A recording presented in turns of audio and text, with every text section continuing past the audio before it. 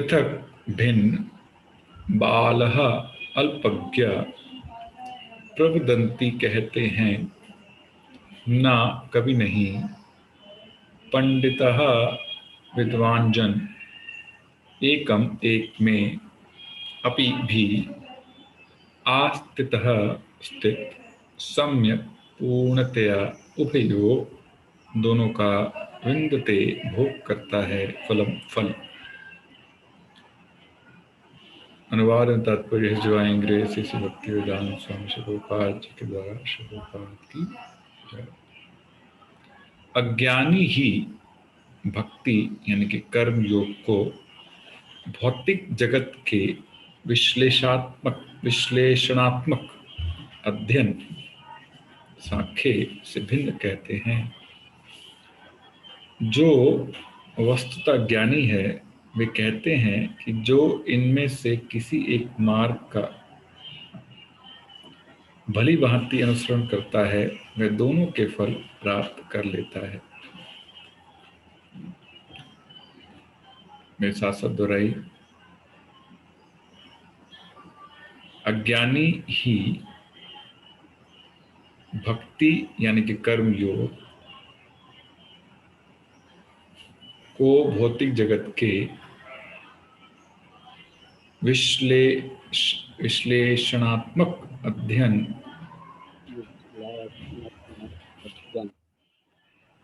यानी कि सांख्य से भिन्न कहते हैं। जो वस्तुतः ज्ञानी है वे कहते हैं कि जो इनमें से किसी एक मार्ग का भली भांति अनुसरण करता है वह दोनों के फल प्राप्त कर लेता है। तात्पर्य भौतिक जगत के विश्लेषणात्मक अध्ययन यानी कि सांख्य योग का उद्देश्य आत्मा को प्राप्त करना है। भौतिक जगत की आत्मा विष्णु या परमात्मा है। भगवान की भक्ति का अर्थ परमात्मा की सेवा है।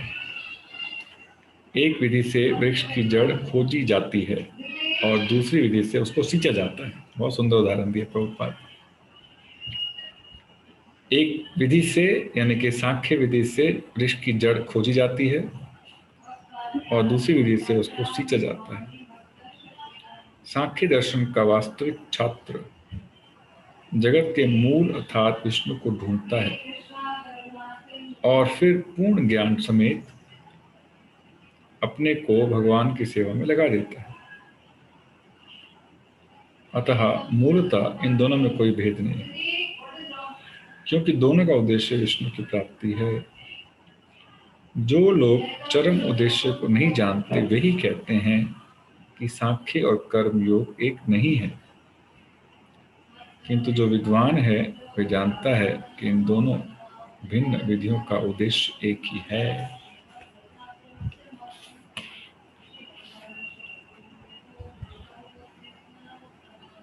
अगला श्लोक पढ़ लेते हैं, फिर इकट्ठे चर्चा करेंगे। जो ये जानता है कि विश्लेषणात्मक अध्ययन सांख्य द्वारा प्राप्य स्थान भक्ति द्वारा भी प्राप्त किया जा सकता है, और इस तरह जो सांख्य योग तथा भक्ति योग को एक समान दिखता है वही वस्तुओं को यथारूप में देखता है।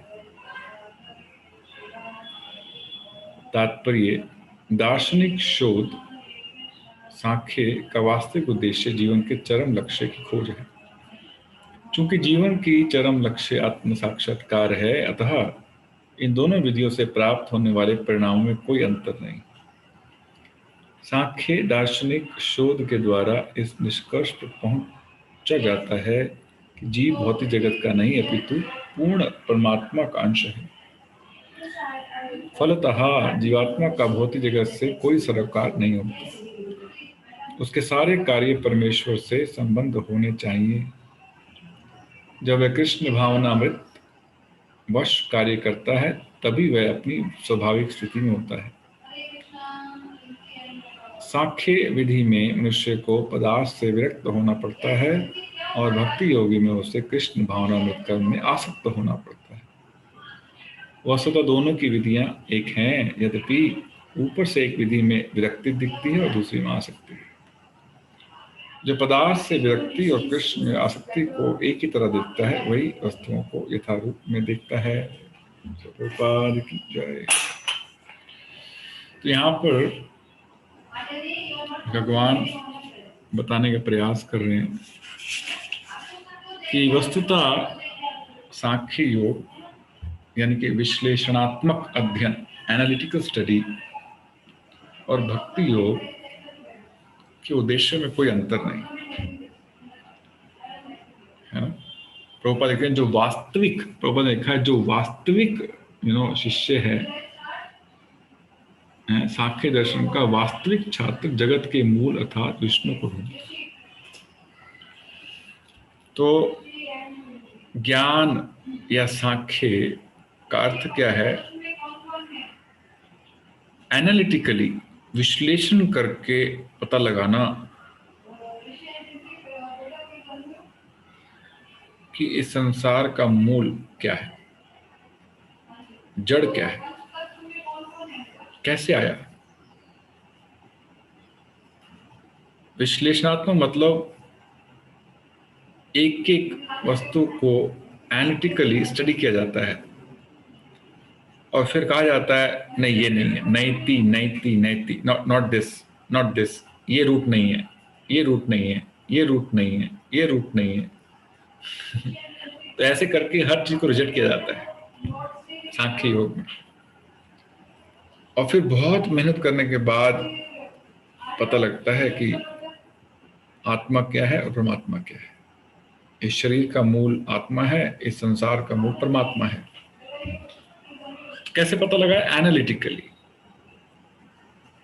नैति विधि, ये नहीं, ये नहीं, ये नहीं, ये नहीं, यानी एक एक चीज को स्टडी किया जाता है और कहा जाता है ये मूल नहीं है, ये मूल नहीं है, ये मूल नहीं, ये मूल नहीं। तो ये ज्ञान योग है। ढूंढ ढूंढ के निकाला जाता है कि इस पेड़ की जड़ कौन है। और भक्ति योग में क्या है? गीता के माध्यम से पता लगता है कि जड़ क्या है और सीधा उसको सींचना शुरू कर देते हैं, यानी कि सीधा भगवान की सेवा में लग जाते हैं। सीधा भगवान की सेवा में प्रत्यक्ष सेवा आरंभ हो जाती है। और ज्ञान योग में बहुत ढूंढने के बाद पहले पता लगाते हैं कौन है, और फिर कोई सेवा करता है, कोई नहीं करता है। हालांकि प्रभुपाद लिखा है जो वास्तविक शिष्य है ज्ञान योग का, वो तो विष्णु को ढूंढता है, जब मिलते हैं तो सेवा करता है, यानी कि उसको भी ज्ञान योग के बाद वो भक्ति योग में बदल जाता है ना। देखिए दोनों में अंतर क्या है? एक डायरेक्ट मेथड है प्रत्यक्ष सेवा, और दूसरा क्या है? इनडायरेक्ट मेथड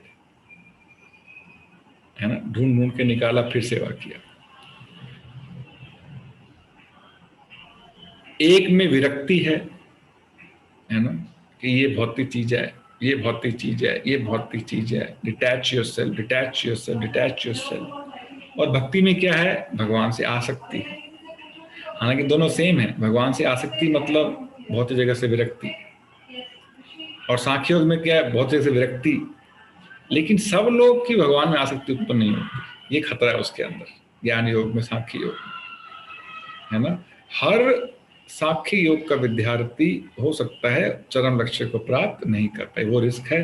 भक्ति में वो रिस्क नहीं है। समझ आया आपको? खुश माता जी आया समझ? यस प्रभु जी। क्या समझाया बताओ? प्रभु जी, Sankhya Yoga is an analytical study to understand the root cause of existence. उसमें ऐसे पढ़ते हैं जैसे कि ये नहीं रिजेक्ट करते जाते हैं जो भी उनको समझ आता है, and eventually they find out that soul has nothing to do with material world. They practice detachment from the material world. And Krishna consciousness में जो कि भक्ति योग है, वो डायरेक्ट मेथड है, finds the direct cause and serves God, और उसमें attachment God की तरफ होता है। हाँ, और भक्ति सांख्य योग, योग इज हाँ, और भक्ति योग में क्या ज्ञान नहीं है?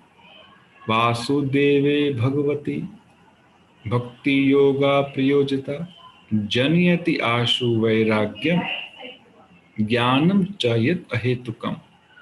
ये पहले स्कंद के दूसरे अध्याय में श्लोक है, जो बताता है भगवान की भक्ति करने से ज्ञान और वैराग्य, अपनी डिटैचमेंट और ज्ञान अपने आप प्रकट होता है भगवान की सेवा करने से। समझ रहे हैं? तो इसलिए हम सबसे पहले लोगों को, भक्तों को सेवा में लगा देते हैं, है ना। आके मंदिर साफ करो, जप करो, है ना, कुकिंग में सहायता करो। क्यों क्यों लगाते हैं सेवा में? तभी हमारा ज्ञान का साक्षात्कार होता है। प्रत्यक्ष रूप से सेवा करने से, सेवा नहीं करेंगे तो खाली ड्राई नॉलेज लेके घूमते रहेंगे, साक्षात्कार नहीं होगा। पंडित बन जाएंगे बस, ये श्लोक भी आता है, वो श्लोक भी आता है, लेकिन श्लोक का अर्थ क्या है, मर्म क्या है, भाव क्या है, रियलाइजेशन क्या है, वो समझ नहीं आता। वो सेवा के माध्यम से होता है। ठीक है, तो हमको सेवा के प्रति बहुत उत्साही होना चाहिए। हम जब करते हैं तो क्या मांगते हैं भगवान से, बताइए? क्या प्रार्थना? हरे कृष्ण महामंत्र बोलते हैं, एक प्रार्थना है। उस प्रार्थना का अर्थ क्या है, कविता माता जी?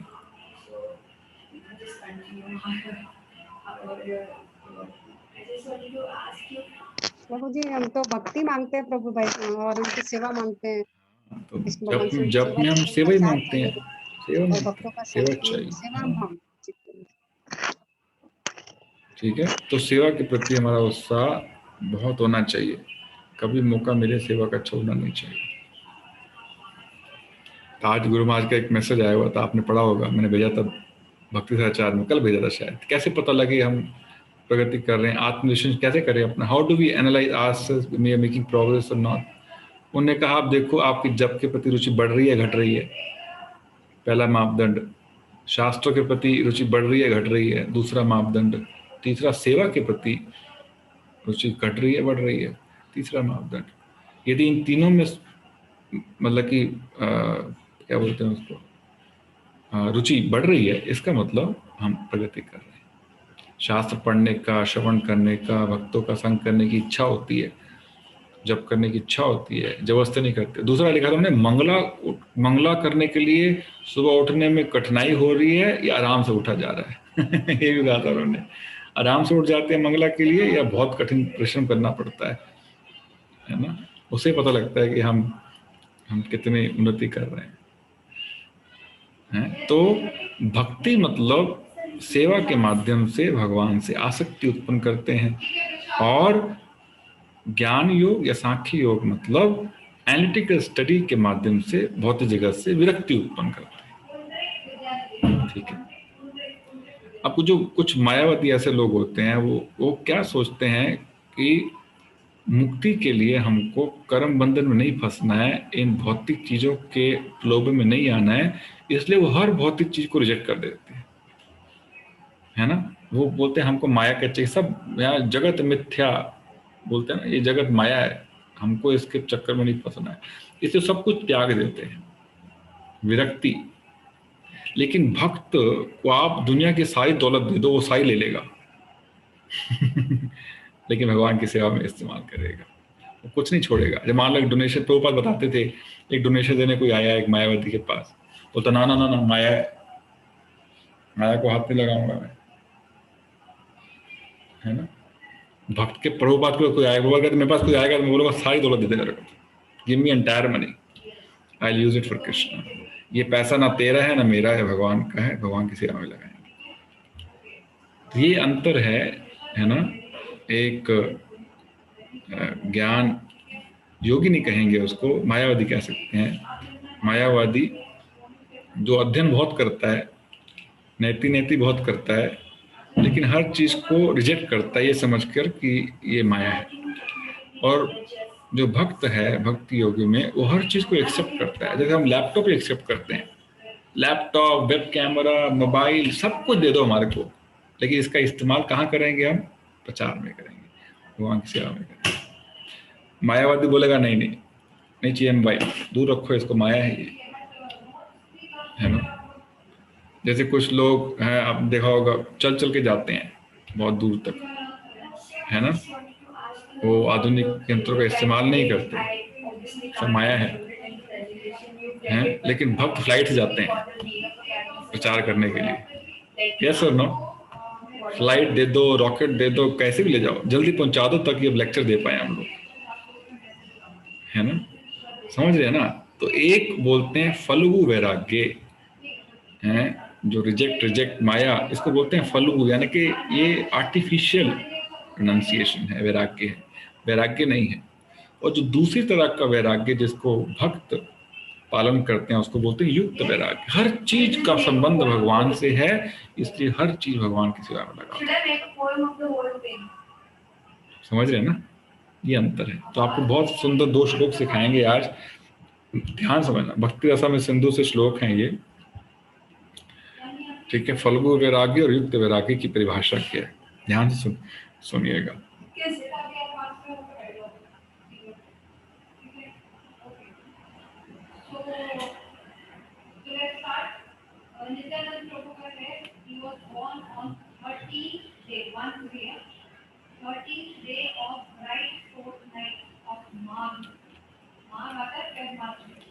ओके, सो पहले मैं श्लोक आपको दिखा देता हूँ।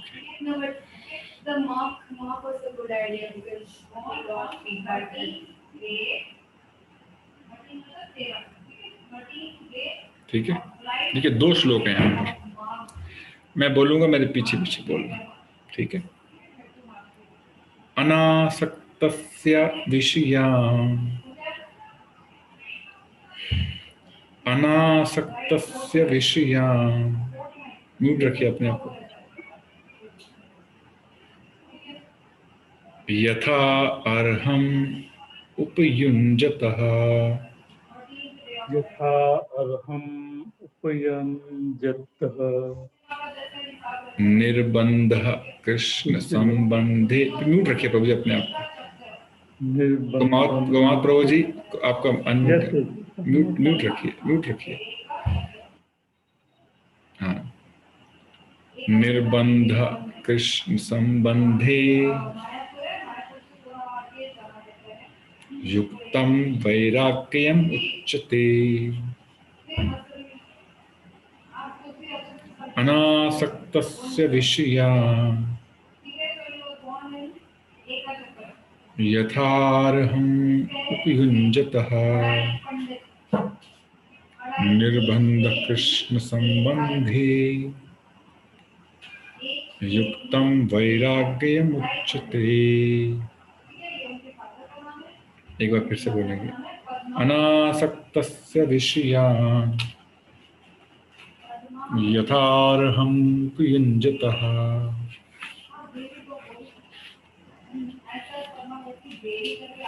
निर्बंध कृष्ण संबंधे युक्तम वैराग्यम उच्यते।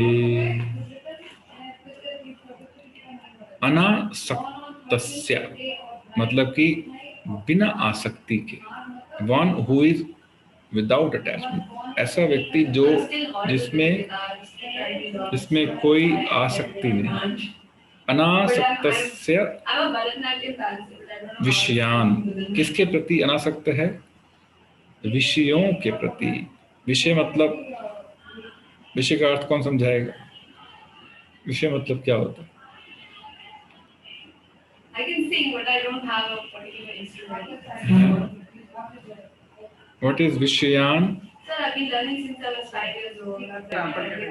भौतिक सुख सुविधा, हाँ, इंद्रिय तृप्ति के साधन, ठीक है। तो ऐसे भौतिक जो वस्तुएं हैं उनके प्रति अनासक्त है। यथा अर्हम् उपयुञ्जतः, लेकिन उस वस्तु के अनुरूप उपयुञ्जतः सेवा में लगाते हैं। निर्बंध कृष्ण संबंधे, कहाँ सेवा लगाते हैं, कृष्ण के संबंध में, क्योंकि कृष्ण के संबंध में लगाते हैं। निर्बंध, कोई बंधन नहीं है उसका। युक्तम वैराग्यम उच्यते, इस तरह के वैराग्य को युक्तम वैराग्य कहते हैं। गृहस्थों के लिए ये बहुत महत्वपूर्ण है, क्योंकि हमारे आसपास तो विषय हैं, है ना है ना। We are all surrounded by objects, material objects. तो हर उस वस्तु को अनासक्तस्य, बिना आसक्ति के, यथा अर्हम, उसके प्रयोग के अनुरूप, उपयुंजतः, उपयोग करना है, एंगेज करना है, सेवा में लगाना है। किसका? कृष्ण संबंधे, कृष्ण की सेवा में। उसका क्या होगा? निर्बंध, कर्म बंधन नहीं लगेगा। इस तरह के वैराग्य को युक्तम वैराग्यम उच्यते, इसको युक्त वैराग्य बोलते हैं। इसका उल्टा क्या होता है? जो सांख्य योग या मायावादी जो फॉलो करते हैं, वो क्या बोलते हैं? प्रापंचिक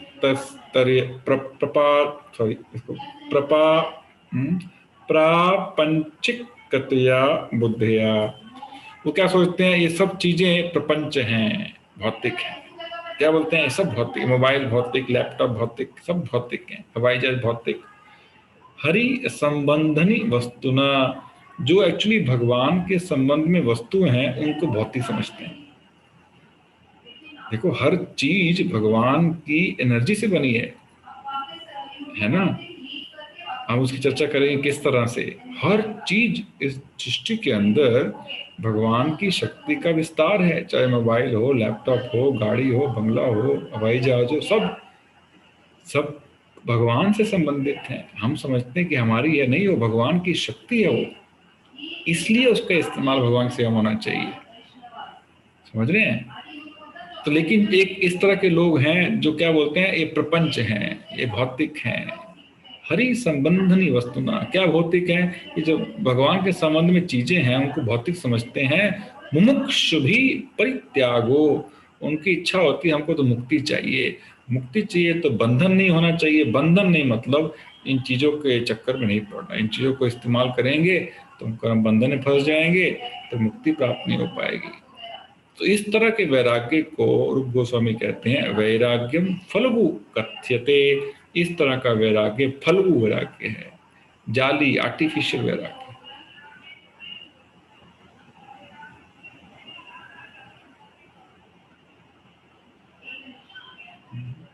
समझ आया आपको?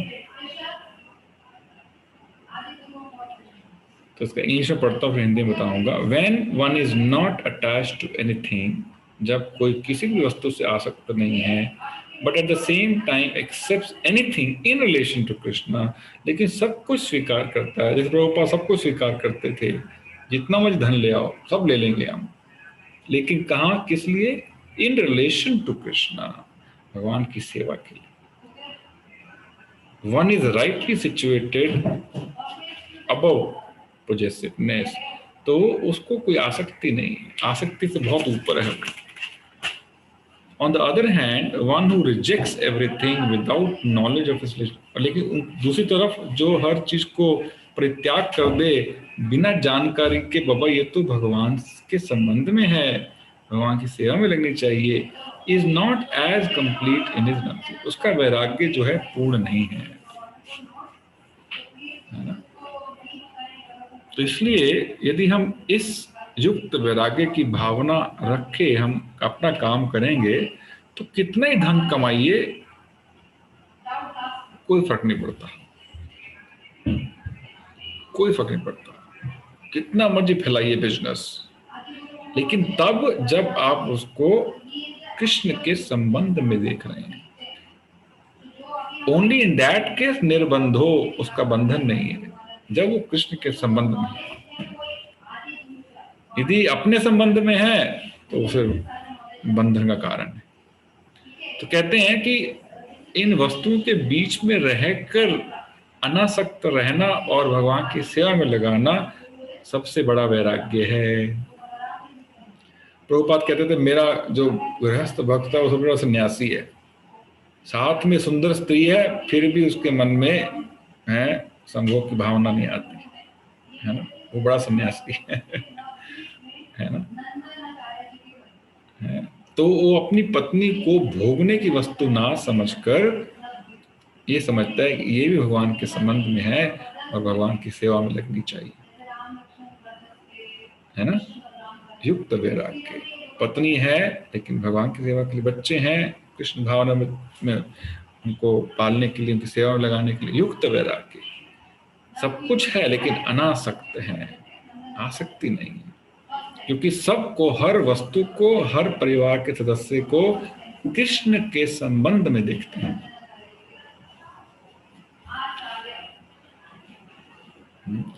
तो हमको धीरे धीरे इस तरह की दृष्टि उत्पन्न करनी चाहिए कि घर की हर वस्तु भगवान की है, भगवान की शक्ति का विस्तार है, इसलिए भगवान की सेवा में। कभी कोई लोग चैलेंज करते हैं, भाई क्यों लगाए, हमने कमाई है, दिन पूरा जीवन भर कमाई की, हम इतनी मेहनत हम करें और दे दे भगवान को। 7वें अध्याय का 4था नंबर श्लोक, उसमें भगवान कहते हैं, भूमिर अपो अनल वायु खम मनोबुद्धि एव च अहंकार इतियम में भिन्न प्रकृति अष्टदा। अर्थ, वाटर, फायर, एयर, ईथर यानी कि 5 महाभूत, माइंड, इंटेलिजेंस, फॉल्स ईगो, ये 3 सूक्ष्म शरीर, ऑल टुगेदर ये टोटल मिला के 8। भूमि, अपो, अनल, वायु, खम, ये 5 पंचभूत हो गए, मनो, बुद्धि, एवचा, अहंकार, ये 3 और हो गए, इतियम में भिन्न प्रकृति अष्ट, अष्ट मतलब ये 8 चीजें क्या हैं? भगवान कहते हैं मेरी ही शक्ति है, माई सेपरेटेड एनर्जी, भिन्न, सेपरेटेड, जैसे स्पार्क अग्नि का ही हिस्सा है लेकिन सेपरेट हो चुका है ना? वैसे ही ये जो जीव हैं या जो वस्तु हैं, 5 पंच महाभूत और 3 ये सूक्ष्म शरीर, मटीरियल एलिमेंट्स, भगवान बोलते हैं मेरी ही सेपरेटेड एनर्जी है, मेरी शक्ति है। तो जो मोबाइल बनता है, लैपटॉप बनता है, घर बनता है, कपड़े बनते हैं, ये सब किससे बनते हैं बताइए? 5 पंच महाभूत से बनते हैं ना। देखिए हमको कैसे इन वस्तुओं को भगवान के संबंध में देखना चाहिए कि हर वस्तु इन पंच महाभूत से बनी है। ऐसा नहीं कि मैंने 10 रुपए दे के खरीद लिया तो मेरा हो गया है ना? भगवान की शक्ति है ये, इसलिए भगवान की सेवा में लगनी चाहिए। इस अहंकार से नहीं कि मैंने कमाया इसलिए मेरा है। भगवान ईश्वर परिषद में कहा गया है कि जितना हमारी जरूरत है, जितना हमारा कोटा है, उसको हम अपना कह सकते हैं, जो हमारी आवश्यकता के लिए चाहिए, उससे ज्यादा आपका नहीं है। उसको अपना कहोगे तो ईश्वर परिषद के अनुसार वो व्यक्ति चोर है। मान लो आपके बैंक में 10 लाख रुपया है और आपकी आवश्यकता के लिए 50,000 चाहिए, वो आपका कोटा है, तो वही आपका है। उसके अलावा आपके कोटे में नहीं आता है, वो भगवत सेवा में लगना चाहिए। यदि उसको अपनी सेवा में लगाते हैं तो technically he is called as thief. श्लोक निकालू मैं ये वाला, रुको, ईशोपनिषद में है, उसके बाद एक ऊपर का प्रॉपर्ट है, वही पढ़ेंगे।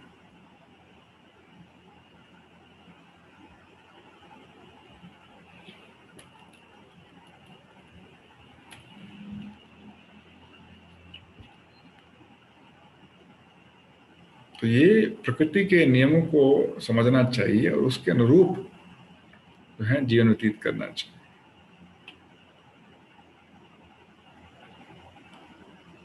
ईशोपनिषद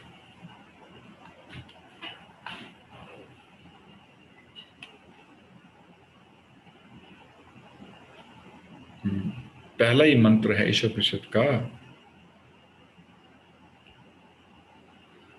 दिनेश वो पढ़िए इसको।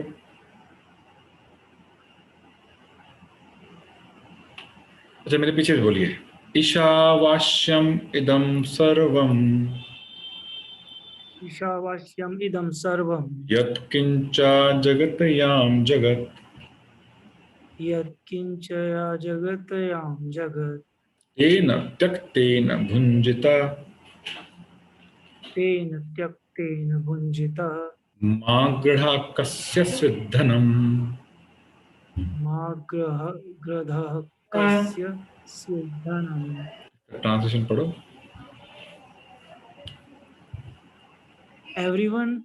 Everything animate or inanimate that is within the universe is controlled and owned by the Lord.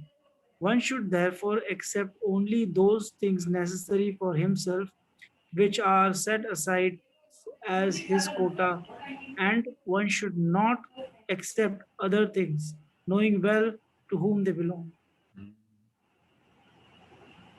Knowing well to whom they belong. है? उससे क्या होता है जब हम हर उस चीज को भगवान की वस्तु समझते हैं, फिर उससे आसक्ति नहीं होती, उसको भोगने की इच्छा नहीं होती। यदि हम समझते हैं मेरी है तो भोगने की इच्छा होती है स्वाभाविक रूप से। तो भगवान की कृपा से जो भी हमको मिला उसमें जितना हमारे सादा जीवन के लिए चाहिए वो कोटा हमारा है। और बाकी we should understand whom it belongs to, कौन मालिक है उसका। इसको बोलते हैं युक्त वैराग्य। वही वैराग्य है ना, ये भी डिटैचमेंट है? तो उसको त्यागना नहीं है, ऐसा नहीं कि त्याग देना है उसको कि ये तो मेरा नहीं भगवान का है। भगवान का है इसलिए भगवान की सेवा में लगाना। निर्बंध कृष्ण संबंधे युक्तम वैराग्यम उच्यते।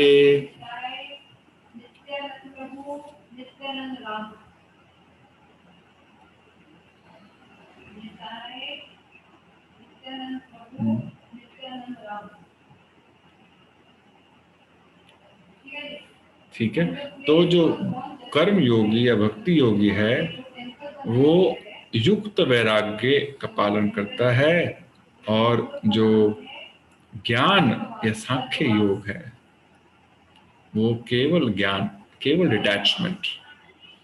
बाद में वो रियलाइज कर सकता है जब उसको रियलाइजेशन हो जाए कि जड़ कौन है इस भौतिक जगत का, और फिर उनकी सेवा में लग जाए। लेकिन प्रारंभ में तो रिजेक्ट करता है सब, यही भौतिक, ये भौतिक, ये माया, ये माया, ये माया। लेकिन भक्त जो है वो हर चीज को भगवान की शक्ति समझकर भगवान की सेवा में लगाता है, उसको युक्त वैराग्य। ठीक है, तो यहाँ पर बता रहे हैं श्लोक में भगवान कि यदि कोई वास्तविक विद्यार्थी है सांख्य योग का तो उसका लक्ष्य भी यही है कि इस संसार की मूल को ढूंढकर उसकी सेवा करना। और भक्ति योग का लक्ष्य भी यही है, अब मुझे पता लग गया भगवान कौन है, उसकी सेवा करना। वो ढूंढने वाला जो टाइम व्यर्थ है ना सांख्य योग में, वो भक्ति योग में नहीं है। इसलिए डायरेक्ट मेथड है ना। जैसे अब भागवतम में लिखा है कि गाय का मूत्र शुद्ध है, ठीक है, लिखा है ना। तो हम शुद्ध समझकर, एंटीसेप्टिक समझकर उसको पी लें। एक तो व्यक्ति यही है, विश्वास किया और पी लिया। एक व्यक्ति उसको लैबोरेटरी बनाता है, उसको टेस्ट करता है, उसमें क्या एंटीसेप्टिक क्वालिटीज हैं, है भी कि नहीं, सत्य है कि झूठ है, उसको टेक्निकली प्रूव करता है, फिर उसको पीता है। कौन समझदार है दोनों में से? जो विश्वास करके पी लेता है, शब्द प्रमाण है ना। ये अंतर है। ये वो जो एनालिटिक करता है वो बड़ा परेशान रहता है, एक्चुअली बड़ा दुख भरा जीवन होता है उसका, क्योंकि वो he is trying to control his senses mechanically, है ना। उसके आसपास सब वस्तुएं हैं, उनको माया समझता है और फोर्सफुली अपने को नियंत्रित करता है, उसका इस्तेमाल नहीं करना है। अब क्योंकि इंद्रियां तो नियंत्रित होने वाले नहीं है ऐसे, है ना, फोर्सफुली, इसलिए पतन होने के चांसेस हैं। लेकिन भक्ति में ऐसा नहीं है। भक्ति में क्योंकि इंद्रियों के स्वामी भगवान की सेवा में लग जाती हैं, अपने आप नियंत्रित हो जाती हैं, है ना। समझ आ रहा है आपको कि नहीं आ रहा है? आ रहा? वर्षा माता जी आप सर नहीं ला रहे।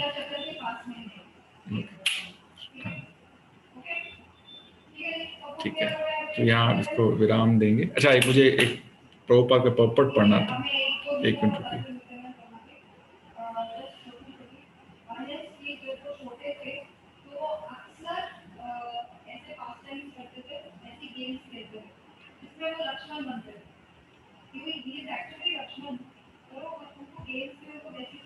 प्रभुपाद का पॉपट पढ़ेंगे तो आपको समझ आ जाएगा बिल्कुल। प्रभुपाद लिखते हैं, you will find material world means 5 elements. भौतिक जगत मतलब 5 महाभूत, 5 स्थूल और 3 सूक्ष्म, भूमि, जल, वायु, अग्नि, आकाश, ये स्थूल हैं, और मन, बुद्धि, अहंकार क्या है? सूक्ष्म है। These elements और मटीरियल एलिमेंट, कृष्णा सेज, भिन्न में प्रकृति अष्टधा। भगवान कहते हैं कि मेरी भिन्न मतलब सेपरेटेड प्रकृति अष्टधा, ये मेरी शक्ति है, ये 8 चीजें मेरी शक्ति है। These material elements they are separated, मेरे से पृथक हैं, but they are my energy, लेकिन वो मेरी शक्ति। The same example just like cloud, तो यहाँ पर प्रभुपाद एक बादल का उदाहरण दे रहे हैं। Cloud is created by the sun, है ना? बादल सूरज के कारण बनता है, वो सूरज की शक्ति का अलग रूप है जिससे बादल बनता है। जब वो समुद्र के जल का टेम्परेचर बढ़ जाता है गर्मियों में, तो वो गैस में इवेपोरेट हो जाता है, बदल जाता है, उसको बादल कहते हैं। सो जो बादल है वो सूरज की शक्ति है, लेकिन यही बादल सूरज को छुपा देता है।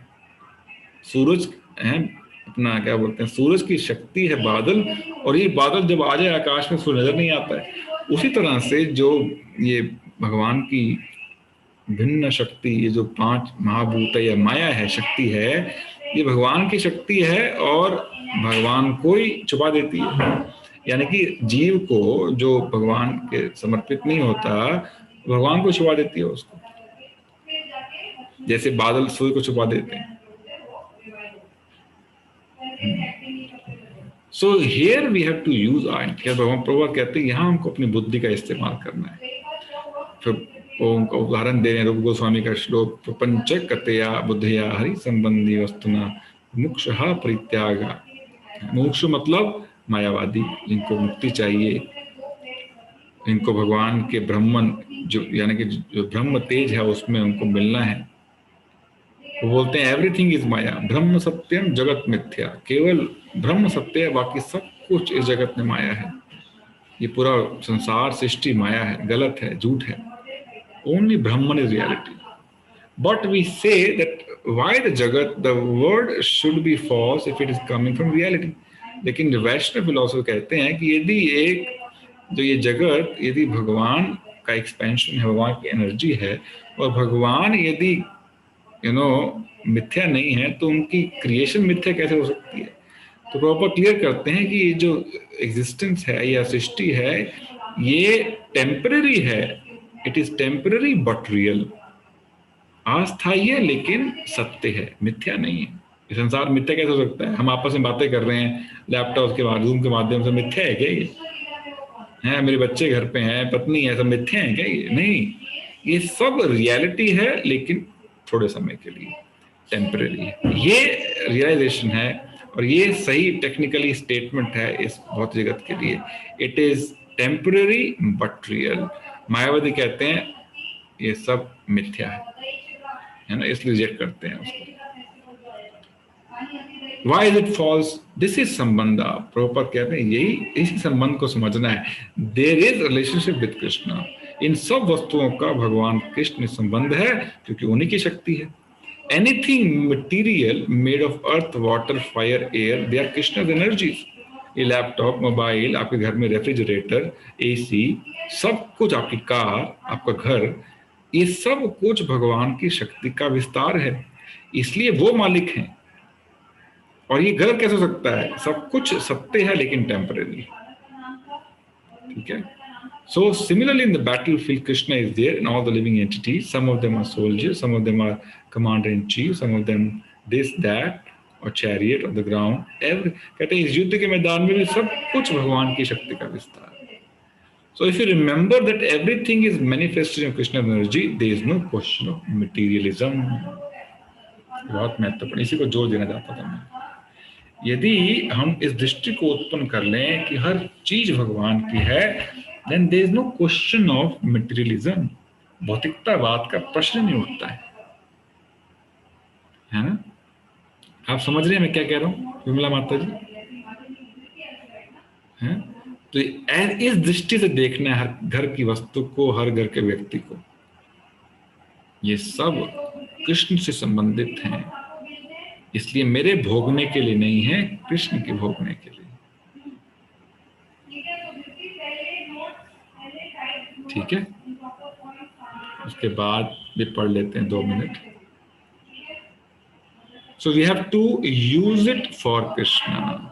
It is all spiritual energy. निर्बंध कृष्ण संबंधे, इसलिए उनको भगवान की सेवा के लिए इस्तेमाल करना है। Here all of them gathered. This is another Krishna's energy. Krishna appears paritranaaya sadhunam vinashaya cha dushkratam. He wanted to kill all the demons. That is another side of his business. As one side paritranaaya sadhunam, to give protection to devotees, the other side is to vanquish all the demons. Just like you want to grow paddy on the battlefield, first of all you have to destroy all unwanted weeds. Then you grow seeds.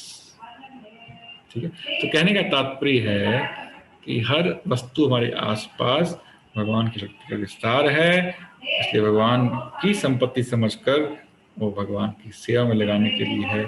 इस भाव को बोलते हैं युक्त वैराग्य। अनासक्ते विषयान, बिना आसक्ति के उस विषय वस्तु को भगवान की सेवा में लगाना।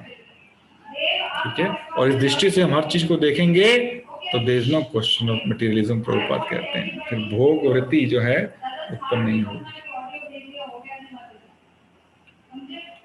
ठीक है, हर चीज हमारे आसपास पंच महाभूत का विस्तार है। अष्ट भिन्न अष्ट प्रकृति अष्ट क्या है, जो भी प्रभुपाद ने बताया भगवान ने, ये सब मेरी सेपरेटेड एनर्जी। ठीक है, कोई किसी की जिज्ञासा प्रश्न? यस चांदी।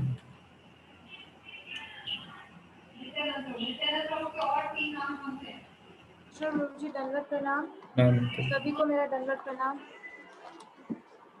प्रभु ji, I never thought that way कि हर चीज़ भगवान का, मतलब आई न्यू कि ये कृष्णा की एनर्जी का एक्सपेंशन है, पर हम इसको मटेरियल से डिवाइन बना सकते हैं अगर हम ये सोचें कि भगवान की सेवा में सब लग जाए और हर चीज़ भगवान की है। पर Prabhu ji, then this question comes into my mind कि if everything is expansion of Krishna's energy, then why is this world called material world? फिर हम उसको मटेरियल बोलते ही क्यों हैं? This is my first question. I have one more question. You tell me this, then I'll ask my question. So this energy of Krishna which runs this world is called illusory energy.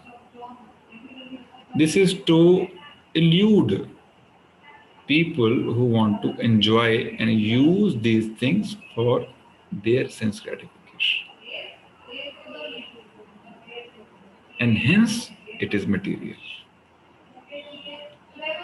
Okay. So people who are Krishna conscious, तो उनके लिए material नहीं है? नहीं है, yes. Prabhupada written everything is spiritual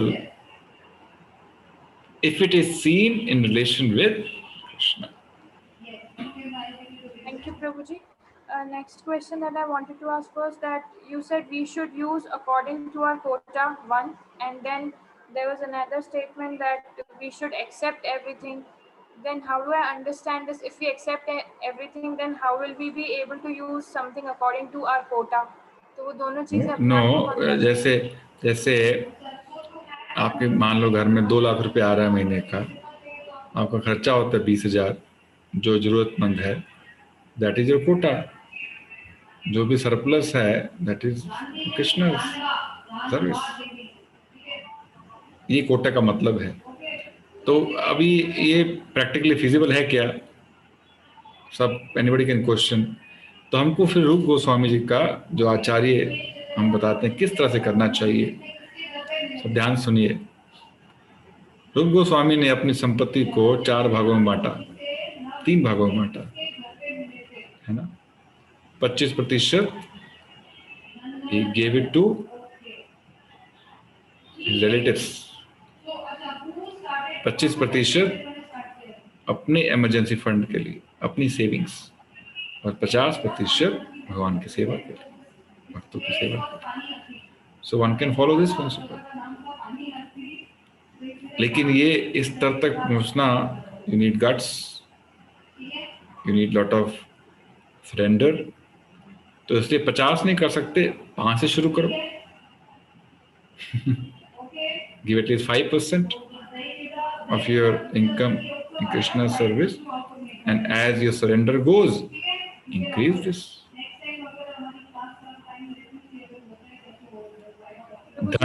धन जब हाथ से निकलता है सेवा में, तो धन से आसक्ति अपने आप कम हो जाती है।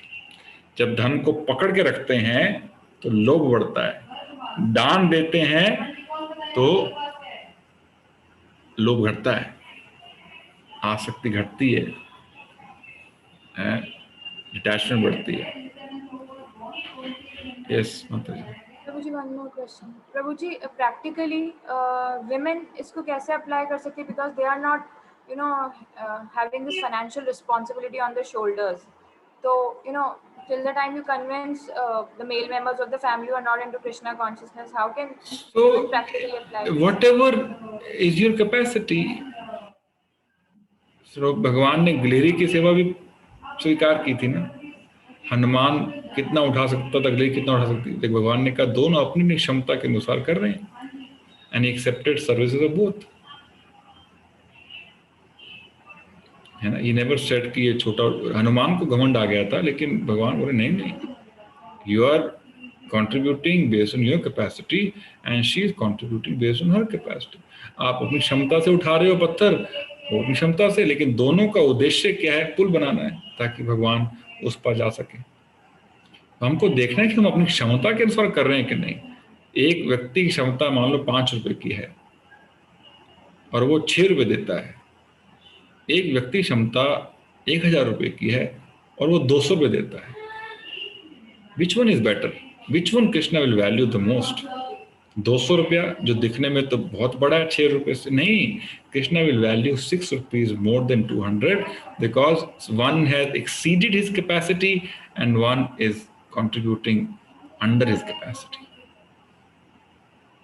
सो हमको ऐसा नहीं है कि हमको बहुत धन दान देना ही, जो भी भगवान ने दिया है उसको भगवान से करना। Whatever talent, whatever possessions, whatever assets Krishna has given, use them, निर्बंधा कृष्ण संबंधे, उनको भगवान से करना, गिलहरी की तरह। Thank you.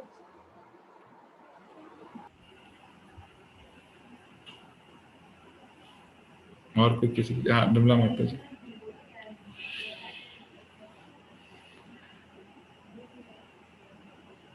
बोलिए माता जी। हरे कृष्णा। माता जी प्रश्न है आपका? कहाँ की विमला माता जी? डिस्कनेक्ट हो गई लगता है। और किसी को जिज्ञासा? नहीं तो हम फिर विराम करते हैं, मैं भी थक गया, हमारा तीसरा सेशन है मेरा रो। Any last question? ओके, बहुत बहुत धन्यवाद सब भक्तों का।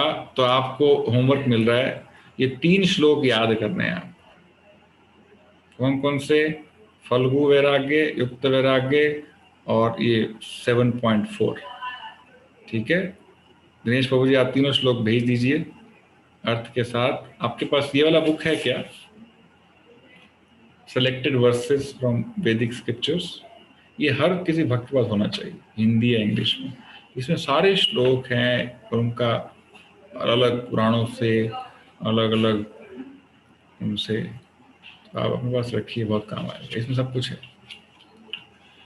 ठीक है, पहला तो ये होमवर्क है। दूसरा, विग्रह सेवा के लिए किस किस ने रजिस्टर किया है? चांदनी माता जी, विग्रह सेवा के लिए कर दिया क्या? यस प्रभु जी। नितिन प्रभु ने कर दिया है। मंजू माता आपने कर दिया क्या? अच्छा ठीक है, डिटेल भेजा नहीं मेरे को।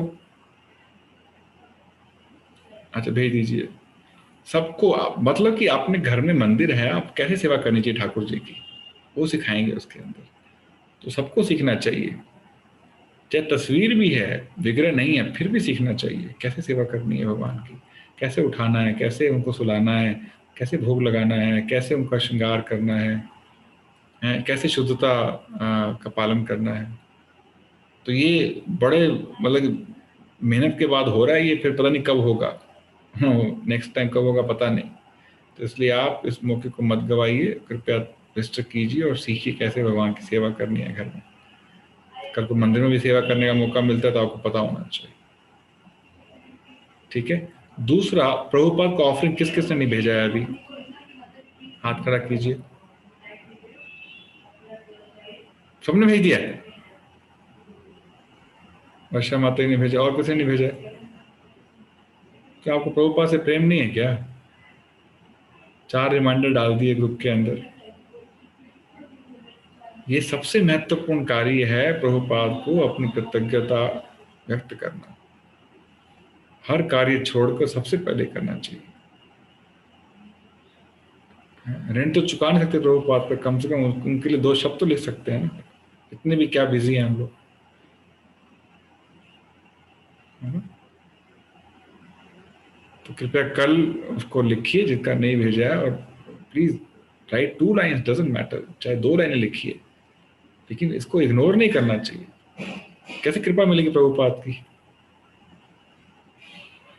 है ना? तो कल कृपया इसको लिख के भेजिएगा बिना, और ग्रुप पे कंफर्म कीजिए कि भेज दिया है, ठीक है। दूसरा, विग्रह सेवा के लिए भी कृपया बिना रिमाइंडर के, अभी आप सब मैच्योर डिवोटीज हैं, अच्छा नहीं लगता मेरे को बार बार फॉलोअप करते हुए। आपको भी अच्छा लगना चाहिए, प्रभु जी फॉलोअप कर रहे हैं मेरे को बार बार, है ना? 3 साल हो गए गीता पढ़ रहे हैं अभी। Does it nice if I follow up again and again? बार बार रिमाइंडर भेजूं, प्लीज प्लीज प्लीज प्लीज कीजिए ना, प्लीज कीजिए ना, है? Please be responsible devotees now, है ना? एक बार कहने के बाद हो जाना चाहिए वो कार्य, दूसरी बार रिमाइंड नहीं कराना चाहिए। Does it make sense? ठीक है। और एक, yes Prabhu ji. Can I ask you a question, Prabhuji? Yes Prabhu ji. Prabhuji, in this first sentence only, the first line of this verses we have done today, they stated, how can we do a materialistic analytical study to find our real, that we are soul, and our sole purpose is to serve Krishna. In material world, things are material. Then how are you going to do an analysis of that thing? Basically, you analyze whether this thing is temporary or permanent. When you study, अरे laptop temporary है, आज ही मैं battery बदला उसका, अरे temporary है तो है ना? When you study your mobile, अरे ये भी टेम्पररी है। When you study your family member, अरे ये भी टेम्पररी है, टेबल भी टेम्पररी है, पंखा भी टेम्पररी है, पर्दे भी टेम्पररी है, दरवाजा भी टेम्पररी है, तो कुछ भी परमानेंट नहीं है। It is the study of material and eternal. Yes. Thank you. फिर बाद में पता था, अरे शरीर तो मटेरियल है कि अंदर कुछ तो है जो चला रहा है इसको, है ना? That's how analytically you study. Thank you. Thank you.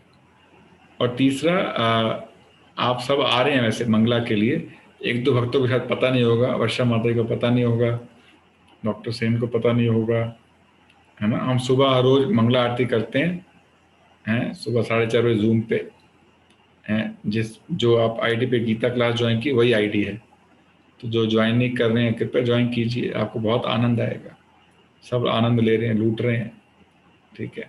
तो प्रयास कीजिए। आज अनीता माता नरसिंह आरती गाई थी सबको मौका मिलेगा गाने का, ठीक है? हरे कृष्णा, श्रील प्रभुपाद की जय, गौर भक्तवृंद की जय, वांछा कल्पतरुभ्यश्च कृपा सिंधु एव च पतितानां पावनेभ्यो वैष्णवेभ्यो। हरे कृष्ण। बहुत बहुत धन्यवाद सब भक्तों का।